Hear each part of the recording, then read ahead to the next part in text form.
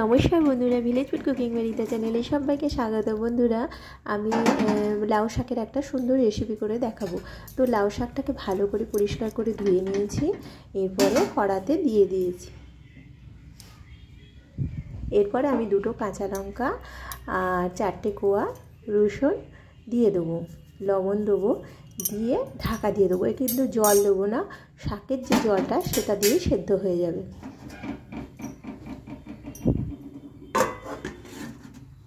আর লাউ শাক মানে লাউ শাক ডাঁটা সবই কিন্তু কাজে লাগে, মানে লাউ গাছে সবই কাজে লাগে। লাউ ডাঁটা শাক সবই কিন্তু খেতে ভালো লাগে এবং এটা তো একটা পুষ্টিকর খাদ্য।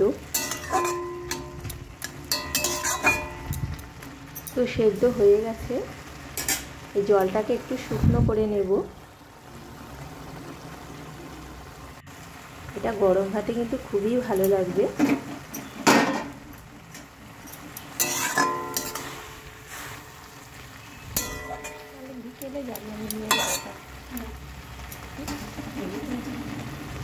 তো সেদ্ধ হয়ে গেছে, আমি এবার এটাকে নামিয়ে নেব।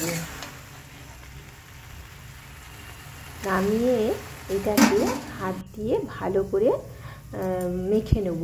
তো এরপরে আমি কড়াইয়ে সর্ষের তেল দিয়েছি, শুকনো লঙ্কা দিয়েছি, জিরে দিয়েছি, আর বিউলির ডালের বড়ি দিয়েছি। সাদা সাদা যে বড়িগুলো হয় বিউলির ডালের, ছোটো ছোটো দিয়েছি। আর পেঁয়াজ কুচি দিয়েছি, একটা বড় সাইজের পেঁয়াজ কুচি দিয়েছি। দিয়ে ভালো করে এটা ভেজে নেব। আর লাউ শাকটা গরম যেহেতু, একটু ঠান্ডা হলে ভালো করে হাত দিয়ে পিষে নেব।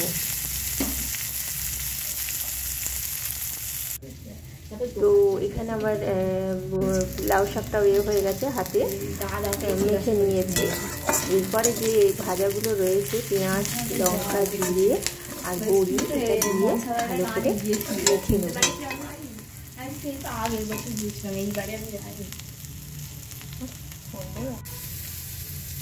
হাত দিয়ে ভালো করে এটাকে মেখে নেব।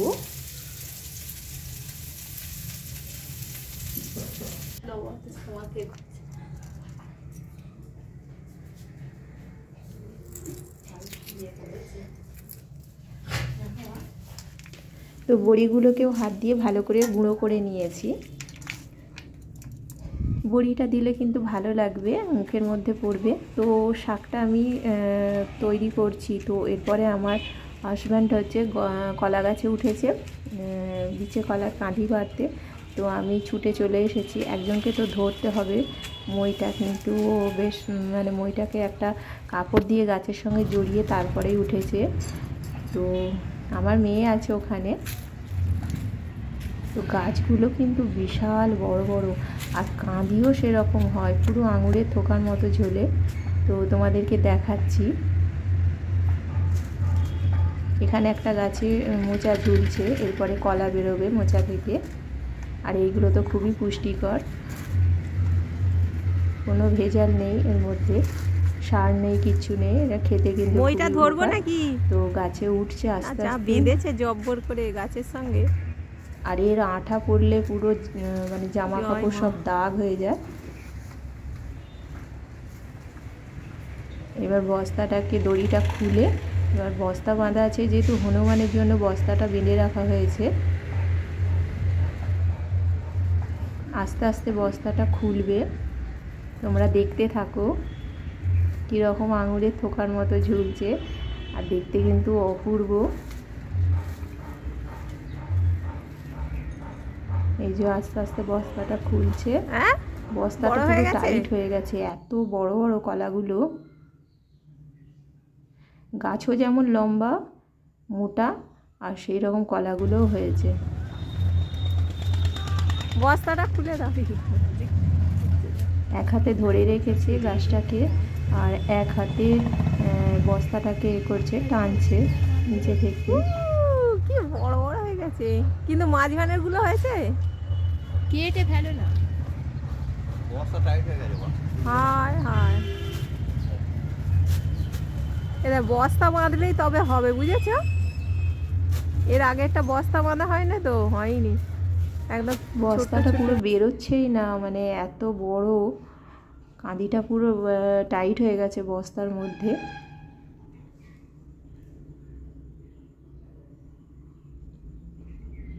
ওই তো বড় হয়ে গেছে গো, কাঁদি কেটে ভালো হেভি, পুরো আঙুরের থোকার মতো ঝুলছে। বস্তা বাঁধতে তবে হলো, দেখ পুরো আঙুরের থোকার মতো ঝুলছে। তো এরপরে গাছটাকে হাফ কাটবে, কেটে তারপরে কাঁদিটাকে কাটা হবে। এখানে একটা মোচা ঝুলছে গাছে, বিশাল বড় বড় মোচা। তো গাছটাকে কাটা হচ্ছে, দেখে কাটতে হবে যেহেতু মানে কাছেই ইলেকট্রিকের তার রয়েছে।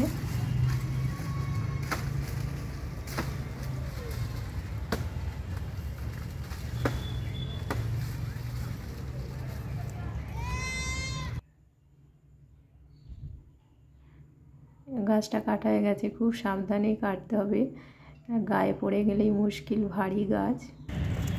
তো গাছটা কাটা হয়ে গেছে, কাঁদিটা নিয়ে চলে আসছে বাড়িতে।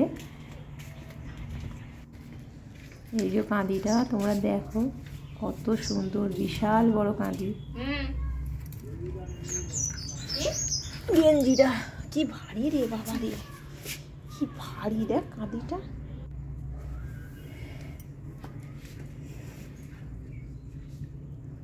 তো বন্ধুরা, লাউ শাকের রেসিপি আমার তৈরি হয়ে গেছে।